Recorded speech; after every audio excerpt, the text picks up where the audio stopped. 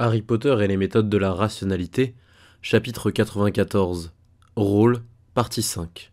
La première rencontre. Le 17 avril 1992 à 6h07, le soleil se levait tout juste au-dessus de l'horizon du château de Poudlard, traversant les rideaux fermés du dortoir des premières années de Serre d'Aigle, offrant une douce lumière rouge-orange d'aube peu altérée par le tissu blanc qui recouvrait les fenêtres et ne réveillant pas les garçons toujours endormis, encore habitués au rythme hivernal. Dans un lit parmi tant d'autres, Harry Potter dormait du sommeil de l'exténué. Sans bruit, la porte s'ouvrit. Sans bruit, une silhouette s'avança. La silhouette alla jusqu'au lit de Harry Potter. La silhouette posa une main sur l'épaule du garçon endormi qui se réveilla et cria. Personne d'autre ne l'entendit. « Monsieur Potter !» couina le petit homme. « Le directeur requiert votre présence, immédiatement !» Lentement, le garçon s'assit, ses mains bougeant brièvement sous ses couvertures. Il s'était attendu à se sentir beaucoup plus mal en se réveillant ce matin. Ça semblait être anormal que son cerveau fonctionne, que ses pensées se meuvent encore, qu'il ne soit pas rendu infirme par les larmes pendant une semaine. Le garçon savait que les cerveaux n'auraient jamais pu évoluer pour faire une chose pareille, car cela n'aurait constitué une adaptation à rien. Son côté obscur ne ferait certainement pas ça, mais malgré cela, il semblait quand même anormal d'être vivant et lucide ce matin-là. Mais sa résolution de ressusciter Hermione Granger lui sembla insuffisante, comme s'il agissait déjà comme il fallait dans le bon sens. Elle serait ramenée, et c'était tout. Porter le deuil serait revenu à abandonner. Il n'y avait plus rien à choisir, plus d'ambiguïté, plus de conflits déchirants, plus besoin de se souvenir de ce qu'il avait vu. « Je vais m'habiller, » dit Harry. Le professeur Flitwick semblait assez réticent avant de parler. Mais il dit d'une voix haut perchée. « Le directeur a précisé que vous deviez être amené dans son bureau sans délai, monsieur Potter. Je suis désolé. » Moins d'une minute plus tard, le professeur Flitwick l'avait envoyé droit dans le bureau du directeur grâce au feu de cheminettes internes de Poudlard. Harry se retrouva toujours dans son pyjama face à Albus Dumbledore. La directrice adjointe était aussi assise dans une autre chaise, et le maître des potions rôdait non loin entre les étranges appareils, surpris dans un immense bâillement au moment où Harry arrivait par la cheminée. « Harry !» dit le directeur sans préambule. « Avant de dire ce que je vais te dire, je t'annonce qu'Hermione Granger est vraiment morte. Le système de sécurité l'a perçu et m'en a informé. Les pierres elles-mêmes ont parlé d'une sorcière qui avait perdu la vie. J'ai testé son corps là où elle était tombée, et c'était les véritables restes de Hermione Granger, pas une poupée ou un sosie. Il n'existe aucun moyen connu des sorciers de défaire la mort. Cela étant dit, les restes de Hermione Granger ont maintenant disparu du débarras où ils avaient été placés, et où tu les gardais. Les as-tu pris, Harry Potter ?» « Non, » dit Harry en plissant les yeux. Un coup d'œil lui révéla que Severus l'observait maintenant avec intérêt. Dumbledore semblait lui aussi très attentif, mais aussi amical. « Le corps de Hermione Granger est-il en ta possession ?»« Non. »« Sais-tu où il est ?»« Non. »« Sais-tu qui l'a pris ?»« Non, » dit Harry. Puis il hésita, mis à part les évidentes spéculations probabilistes qui ne reposent sur aucune information connue de moi seul. Le vieux sorcier hocha la tête. « Sais-tu pourquoi il a été pris ?»« Non, mis à part les évidentes spéculations, etc. »« Que seraient ces spéculations ?» Les yeux âgés étaient comme aiguisés. Si l'ennemi peut remarquer que vous partez consulter les jumeaux Weasley pendant les cours après que Hermione est arrêtée et découvre cette carte magique dont vous dites qu'elle a été volée, alors l'ennemi peut se demander pourquoi je gardais le corps de Hermione Granger. À mon tour, avez-vous organisé la mort de Hermione Granger dans l'espoir de récupérer l'argent de Lucius ? Quoi ? Dit le professeur McGonagall. Non, dit le vieux sorcier. Saviez-vous ou soupçonniez-vous que Hermione Granger allait mourir ? Je ne le savais pas. Quant à mes soupçons, je l'avais mise là où, à ma connaissance, elle serait le mieux défendue contre Voldemort. Je n'ai pas voulu sa mort, je ne l'ai pas permise, je n'ai pas prévu d'en bénéficier, Harry Potter. Maintenant, montre-moi ta bourse. Elle est dans ma malle, commença Harry. Severus, dit le vieux sorcier, et le maître des potions s'avança. Vérifie aussi sa malle, chaque compartiment. Ma malle est protégée. Severus Rogue eut un sourire sans joie et marcha dans la flamme verte. Dumbledore sortit sa longue baguette noire et grise et commença à l'agiter non loin des cheveux de Harry avec l'air d'un moldu muni d'un détecteur de métaux. Avant d'avoir atteint le cou de Harry, Dumbledore s'arrêta. « La gemme sur ton anneau, » dit Dumbledore. « Ce n'est plus un diamant transparent, il est marron, la couleur des yeux de Hermione Granger, la couleur de ses cheveux. » Une tension emplit soudain la pièce. « C'est le rocher de mon père, » dit Harry. « Métamorphosé comme avant, j'ai juste fait ça pour me souvenir de Hermione. Je dois m'en assurer. Enlève cet anneau, Harry, et pose-le sur mon bureau. » Harry s'exécuta lentement, enleva la gemme et déposa l'anneau à l'autre bout du bureau. Dumbledore pointa sa baguette vers la gemme et... Un grand et banal rocher gris sauta en l'air sous l'impact de son expansion soudaine, frappa une sorte de barrière invisible au-dessus de lui, puis retomba dans un grand craquement sur le bureau du directeur. « Ça va me prendre une demi-heure de travail de métamorphoser ça à nouveau, » dit Harry d'un ton neutre. Dumbledore reprit son examen. Harry dut enlever sa chaussure droite et enlever l'anneau de pied, son porte-au-loin d'urgence, au cas où quelqu'un le kidnapperait et l'emmènerait à l'extérieur des limites de Poudlard, et ne mettrait en place aucun système anti-transplanage, anti-porte-au-loin, anti-phénix et anti-boucle temporelle. Ce que avait confié Severus à Harry, n'importe quel mange-mort proche de Voldemort ferait certainement. Il fut vérifié que la magie émanant de l'anneau de doigt de pied était effectivement une magie de porte au loin et pas une magie de métamorphose, le reste de Harry semblait être en règle. Peu de temps après, le maître des potions revint avec la bourse de Harry et quelques autres objets magiques trouvés dans la malle de ce dernier que le directeur examina aussi l'un après l'autre, y compris les éléments non utilisés de son kit de soins. Puis-je partir à présent demanda Harry quand tout fut terminé, d'une voix aussi froide qu'il en fut capable. Il prit sa bourse et commença à lui donner son rocher gris à manger. L'anneau vide revint sur son doigt. Le vieux sorcier expira et glissa sa baguette dans sa manche. « Je suis navré, dit-il. Il fallait que je sache, Harry. Il semble que le Seigneur des Ténèbres a pris les restes de Hermione Granger. Je ne puis imaginer ce qu'il a à y gagner, mis à part à envoyer son corps nous affronter sous la forme d'un Inferi. Severus te donnera certaines potions que tu devras garder sur toi. Sois prévenu et sois prêt à faire le nécessaire, lorsqu'il le faudra. L'Inferi possédera-t-il l'esprit de Hermione? Non. Alors ça ne sera pas elle. Puis-je partir, au moins pour quitter mon pyjama? Il y a autre chose, mais je serai bref. Le système de sécurité de Poudlard a détecté qu'aucune créature venue de l'extérieur n'est entrée et que c'est le professeur de défense qui a tué Hermione Granger. Dit Harry. Pensée 1, mais j'ai vu le troll tuer Hermione. Pensée 2, le professeur Quirrell m'a lancé un sortilège de faux souvenirs et a créé la mise en scène que Dumbledore a vue quand il est arrivé. Pensée 3, le professeur Quirrell ne peut pas faire ça, sa magie ne peut pas m'atteindre, je l'ai vu à Azkaban. Pensée 4, puis-je faire confiance à ses souvenirs?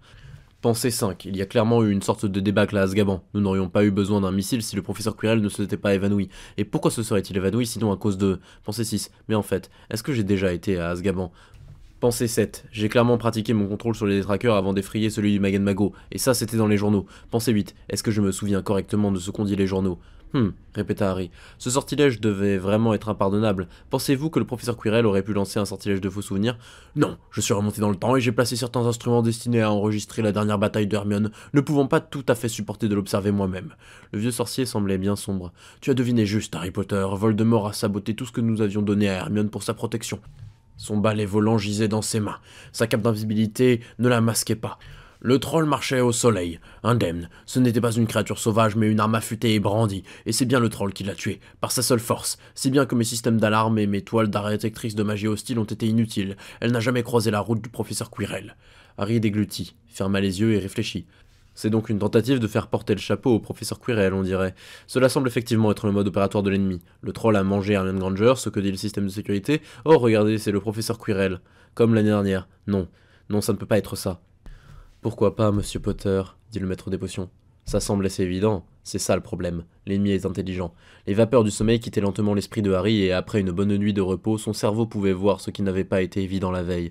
Selon les conventions habituelles de la littérature, l'ennemi n'était pas censé regarder ce qu'on avait fait, saboter les objets magiques qu'on avait distribués, puis envoyer un troll rendu indétectable par quelque moyen que le héros ne pouvait deviner, même une fois le méfait accompli, si bien que le résultat aurait été le même en ne faisant rien pour se défendre. Dans un livre, le point de vue restait généralement sur les personnages principaux. Voir l'ennemi passer outre tout le travail des protagonistes grâce à des plans et des actes entrepris hors du champ de vision de l'histoire aurait constitué un diabolus ex machina et une source d'insatisfaction dramatique. Mais dans la vraie vie, l'ennemi se verrait comme le personnage principal. Il serait lui aussi malin. Il penserait aux choses à l'avance, comme si on ne le verrait pas le faire.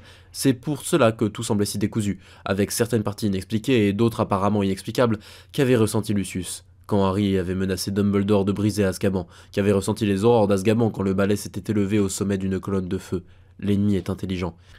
L'ennemi savait pertinemment que vous retourneriez dans le temps pour voir ce qui était vraiment arrivé à Hermione, en particulier parce que l'arrivée d'un troll à Poudlard nous révèle que quelqu'un peut tromper le système de sécurité. Harry ferma les yeux, intensifia sa réflexion et essaya de se mettre à la place de l'ennemi. Pourquoi lui ou de son côté obscur aurait-il fait une chose comme? Nous sommes censés en conclure que l'ennemi contrôle ce que le système de sécurité nous dit, mais c'est en fait une chose que l'ennemi peut seulement faire avec difficulté ou dans des circonstances particulières. Il essaie de créer une apparence trompeuse d'omnipotence, comme je le ferais.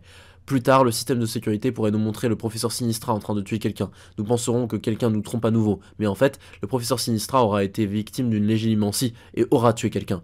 Sauf si c'est précisément ce que le Seigneur des Ténèbres veut que nous pensions, dit Severus Rogue, un sourcil froncé sous l'effet de la concentration. Auquel cas, il contrôle bien le système de sécurité, et le professeur Sinistra sera innocent. Le Seigneur des Ténèbres fomente-t-il vraiment des plans avec autant de niveaux de méta? Oui, dirent Dumbledore et Severus. Harry hocha la tête, comme distrait. Alors cela pourrait être un piège, soit pour nous faire croire que le système de sécurité dit la vérité quand il ment, soit qu'il ment quand il dit la vérité, selon le niveau de réflexion de notre part auquel l'ennemi s'attend. Mais si l'ennemi voulait que nous fassions confiance au système de sécurité, nous lui aurions fait confiance de toute façon. si nous n'avions pas rencontré de raison de ne pas lui faire confiance.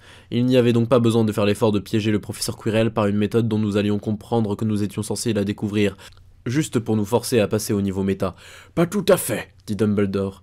Si Voldemort n'a pas un contrôle complet du système de sécurité, alors il fallait que le système croie que la main d'un professeur était à l'œuvre, sans quoi l'alarme aurait été sonnée à la première blessure de Mademoiselle Granger, et pas seulement au moment de sa mort.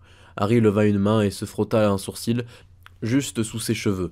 Ok, question sérieuse. Si l'ennemi est aussi malin, pourquoi est-ce que je suis toujours en vie? Est-ce que c'est vraiment si difficile que ça d'empoisonner quelqu'un? Est-ce qu'il y a des sortilèges, des potions, des bézoards qui peuvent me guérir d'absolument tout ce qu'on pourrait glisser dans mon petit déjeuner?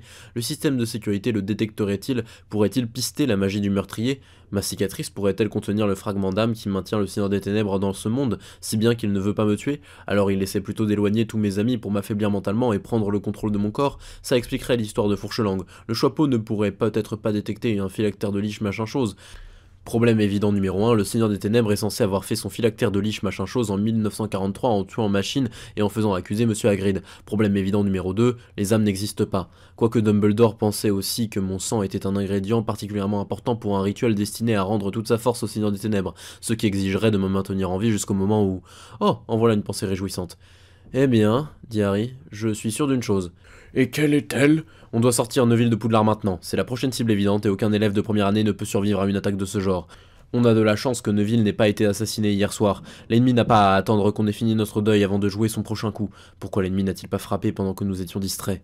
Dumbledore eut un échange de regards avec Severus, puis, alors que le visage du professeur McGonagall se pinçait soudain, « Harry, dit le vieux sorcier, si tu éloignes toi-même tous tes amis, c'est exactement comme si Voldemort... Je m'en sortirais très bien sans Neville pendant 2 autres mois. Ce n'est pas comme si vous comptiez forcer mes amis à rester ici cet été, et ça ne suffit certainement pas à justifier qu'on le laisse se faire tuer, professeur McGonagall. Je suis plutôt d'accord, dit la sorcière écossaise en fronçant les sourcils. Je suis extrêmement d'accord. Je suis tellement d'accord que j'ai quelques difficultés à exprimer, Albus. Tellement d'accord que vous allez le sortir d'ici vous-même, peu importe ce que quiconque en dit. Parce que ce ne sera pas une excuse que de dire que vous obéissiez aux ordres si Neville se fait tuer, dit Harry. Le professeur McGonagall ferma brièvement les yeux. Oui. Mais il y existe certainement un moyen d'être responsable sans proférer des menaces d'action unilatérale. Le directeur soupira. Pas besoin. Vas-y, Minerva. Attendez, dit le maître des potions, alors même que le professeur McGonagall, d'un mouvement plutôt rapide, s'emparait d'une pincée de poudre verte dans un vase de cheminette. Nous ne devrions pas attirer l'attention sur le garçon comme le directeur a attiré l'attention sur les jumeaux Weasley. Il serait plus sage, je pense, que la grand-mère de Monsieur Londubat le sorte de Poudlard. Laissez-le rester dans la salle commune pour l'instant. Le Seigneur des Ténèbres ne semble pas capable d'agir autant à découvert. Il y eut un long échange de regards entre 4, et Harry finit par hocher la tête, suivi par le professeur McGonagall. Quoi qu'il en soit, dit Harry, je suis sûr d'une autre chose. Et quelle est-elle? Dit Dumbledore. J'ai vraiment besoin d'aller aux toilettes, et j'aimerais aussi quitter ce pyjama. Au fait, dit Harry quand lui et le directeur émergèrent de la cheminette dans le bureau vide du directeur de Serdaigle, une dernière petite question rapide que je voulais vous poser. Cette épée que les jumeaux Weasley ont sortie du Choixpeau, c'était l'épée de Gryffondor, n'est-ce pas? Le vieux sorcier se retourna. Son visage était neutre. Qu'est-ce qui te fait penser ça, Harry? Le Choixpeau a hurlé Gryffondor juste avant de la donner. Elle avait un pommeau en rubis, des lettres d'or sur la lame, et le texte latin disait rien de mieux. Juste une intuition. Nihil supernum, dit le vieux sorcier. Ce n'est pas tout à fait ce que ça veut dire. Harry hocha la tête. Qu'est-ce que vous en avez fait? Je l'ai récupérée et je l'ai mise dans un endroit sûr, dit le vieux sorcier. Il regarda Harry avec sévérité. J'espère que tu n'as pas l'avarice de la désirer pour toi, jeune Serdaigle. Pas du tout, je voulais juste m'assurer que vous n'alliez pas en priver ses maîtres légitimes de façon permanente. Donc les jumeaux Weasley sont l'héritier de Gryffondor? L'héritier de Gryffondor? Dit Dumbledore l'air surpris. Puis le vieux sorcier sourit, les yeux bleus étincelèrent. Ah, Harry, Salazar Serpentard a peut-être construit une chambre des secrets dans Poudlard, mais Godric Gryffondor ne se laissait pas tant aller à de telles extravagances. Tout ce que nous avons vu, c'est que Godric a légué son épée à la défense de Poudlard, si jamais un élève de valeur devait faire face à un ennemi qu'il ne pourrait vaincre seul. Ce n'est pas comme de répondre non. Ne croyez pas que je n'ai pas remarqué que vous n'avez pas dit non. Je n'ai pas vécu à cette époque, Harry, et je ne sais pas tout ce que Godric Gryffondor a pu faire, ni ce qui est certain qu'il n'a pas fait. Estimez-vous personnellement que la probabilité qu'il existe quelque chose de semblable à un héritier de Gryffondor, et que l'un ou les jumeaux Weasley le soit supérieure à 50%? Oui ou non? Une évasion veut dire oui. Vous n'arriverez pas à me distraire, peu importe à quel point j'ai besoin d'aller aux toilettes. Le vieux sorcier soupira. Oui, Fred et George sont l'héritier de Gryffondor. Je te supplie de ne pas leur en parler. Pas encore. Harry hocha la tête et se retourna, se préparant à partir. « Je suis surpris, dit-il. J'ai un peu lu l'histoire de la vie de Godric Gryffondor. Les jumeaux Weasley sont... Eh bien, ils sont géniaux de plus d'une façon, mais ils ne ressemblent pas beaucoup à Godric des livres d'histoire. »« Seul un homme incroyablement fier et vaniteux, dit doucement Dumbledore en se retournant dans la cheminette qui rugissait de flammes vertes, pourrait croire que son héritier devrait être comme lui, plutôt que comme celui qu'il aurait aimé être. » Le directeur entra dans le feu vert, et il disparut. La seconde rencontre, dans un coin, à l'écart de la salle commune de Poufsouffle. Le visage de Neville Londubat était déformé par l'angoisse, et il parlait comme si personne n'était là pour l'entendre, face au vide. « Sérieux, lui répondit le vide, je porte une cape d'invisibilité avec des sortilèges de discrétion supplémentaires juste pour traverser les couloirs parce que je ne veux pas me faire tuer. Mes parents me feraient sortir de Poudlard immédiatement si le directeur le leur permettait. Neville, te faire sortir de Poudlard, c'est du bon sens, ça n'a rien à voir avec... »« Je vous ai trahi, mon général, dit Neville avec une voix aussi creuse qu'un enfant de 11 ans pouvait raisonnablement en produire. Je ne l'ai même pas fait à la façon chaotique. J'ai obéi aux ordres et j'ai essayé de faire que tu leur obéisses toi aussi. Qu'est-ce que tu dis toujours dans la Légion du Chaos? Un soldat uniquement capable de suivre les ordres est inutile. Neville, dit le vide d'un ton ferme. Le poids de 2 mains drapées d'un fin tissu vint s'appuyer avec force sur les épaules de Neville, et la voix s'approcha de lui. Tu n'obéissais pas aveuglément aux ordres, tu essaies de me protéger. C'est vrai que dans notre monde chaotique, les soldats qui ne savent que suivre les ordres et les règles ne valent rien, mais les soldats qui suivent les ordres et les règles pour protéger leurs amis valent un peu mieux que rien, dit Neville avec amertume. Beaucoup mieux que rien. Neville, tu as commis une erreur de jugement. Elle m'a coûté environ 6 secondes. Il se pourrait que les blessures de Hermione lui aient été tout juste fatales, mais même alors, je ne pense pas que 6 secondes auraient suffi au troll pour qu'il prenne une autre bouchée de Hermione. Dans le monde hypothétique où tu ne t'es pas interposé, Hermione meurt quand même. Maintenant, je pourrais rester ici et te faire la liste de 10 façons dont j'aurais pu assurer la survie de Hermione si je n'avais pas été stupide. Toi, tu lui as couru après. C'est moi qui ai essayé de t'arrêter. Si c'est la faute de quelqu'un, c'est la mienne, dit Neville d'un ton amer. Le vide réagit par un silence qui dura un moment. Oh, dit enfin le vide. Oh, je dois dire que c'est une façon sacrément différente de voir les choses. J'essaierai de m'en souvenir la prochaine fois que je ressentirai l'envie de me blâmer pour quelque chose. Neville, le terme technique qui nous intéresse est bien égocentrique. C'est le fait que tu ressens tout ce qu'il faut ressentir de ta propre vie. Mais tu ne peux pas ressentir tout ce qui se passe dans le monde qui t'entoure. Il s'est passé quelque chose. Beaucoup de choses avant et après que tu aies déboulé devant moi. Tu vas passer des semaines à te souvenir de ce que tu as fait pendant 6 secondes. Ça se voit. Mais personne d'autre ne va prendre la peine d'y penser. Les autres passent beaucoup moins de temps à réfléchir à tes erreurs passées que toi. Simplement parce que tu n'es pas au centre de leur monde. Je te garantis que personne à part toi n'a même envisagé de blâmer Neville Londubat pour ce qui est arrivé à Hermione Granger. Pas maintenant, pas pendant une fraction de seconde. Tu te comportes, si tu me pardonnes l'expression, comme un petit idiot. Maintenant, tais-toi et dis-moi au revoir. Je ne veux pas te dire au revoir, dit Neville. Sa voix tremblait, mais il parvint à ne pas pleurer. Je veux rester ici et me battre avec toi contre ce qui se passe. Le vide s'approcha de lui, le prit dans ses bras, et la voix de Harry Potter murmura. Pas de bol.